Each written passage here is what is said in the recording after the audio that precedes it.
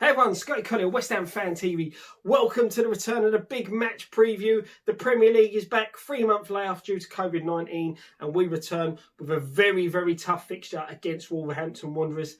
Tough opening fixtures for us, let's be honest. Wolves, Tottenham and Chelsea. Very, very tough games. 2 London derbies, 2 games that I know we're going to be absolutely looking forward to. Them London derbies is just going to be gutting that all these games got to be played behind closed doors. Stats wise, I know form's out the window and things like that. Mini pre-season, obviously victories over QPR and Crystal Palace. Moisey keeping everything close to his chest, keeping it all secret, which we like to see. You know, other teams posting videos of things like that, but you know, Moisey's been tinkering. We obviously know the only injury concern we've got going into this game is Angelo Ogbonna, who's, for me, has been our best player so far this season and definitely hammer of the year up until this point. Who will replace him? That is the real question. Balbuena, not had the best of season so far. Again, I know we've had this lengthy layoff, so he may have turned it around a bit. Declan Rice could slot back in there. Obviously, we've got the youngster Cardoso who could play, but I think he's very inexperienced. I don't see him being risked for this one. And maybe even Zabaleta slotting in the centre-half. But personally, I can't see that myself. I think it's going to be a toss-up between Balbuena and Declan Rice slotting into the defence. But I said it's going to be interesting seeing 5 substitutes for the first time in this fixture. So, you know, I expect quite a few changes, especially with players coming through looking fatigued, cramping up and tired. And the fact we've got a turnaround of games very, very quickly.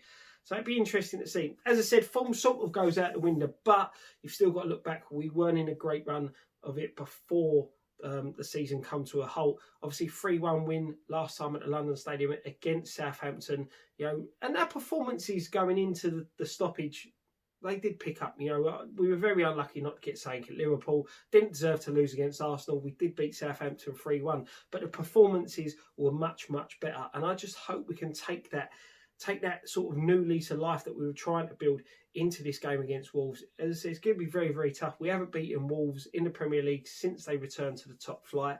They dispatched us quite easily earlier on in the season, beat us, I believe, 1-0 last time at the London Stadium as well.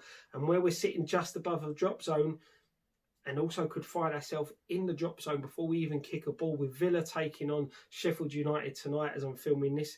And then obviously before we kick off on Saturday, it is Watford against high-flying Leicester. 2 games there we sort of need results to go our way. Other games we've got to keep an eye on: Brighton against Arsenal and Norwich against Southampton. All them games down with the teams down in there, everybody's scrapping for their lives. I suppose in a way the only plus side is, you know, when you look at it, Sheffield United pushing for Europe, Leicester pushing to get in the Champions League, Arsenal want to get into that, cement that top 4 or get themselves into the top 4. I'm not quite sure where they are in the league at the moment. You know, probably the trickiest one is Norwich Southampton. Southampton haven't really got a lot to play for. So, you know, some interesting games to keep an eye on, as we've had no football to watch. So I'm sure we're going to be watching as many games as possible. As I said, stats don't look great. We've lost our last 8 games against sides that started in the top half of the league. We haven't won back-to-back games at the London Stadium since September. You know, so the stats are stacked against us. So it's going to be a very, very tricky one. We'll have to wait and see. Let me know your thoughts on how you think we'll line up in this one.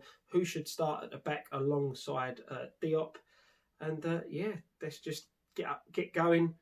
Can't wait. Post-match pint with the boys after the game. We will be doing watch-alongs. There will be fan reactions, all our usual stuff. But obviously, we won't be there. We'll be sitting indoors doing it. So please, if you haven't subscribed to the channel, subscribe. Follow us all over social media: Facebook, Instagram, Twitter, all across the board. One thing left to say: come on, you Irons.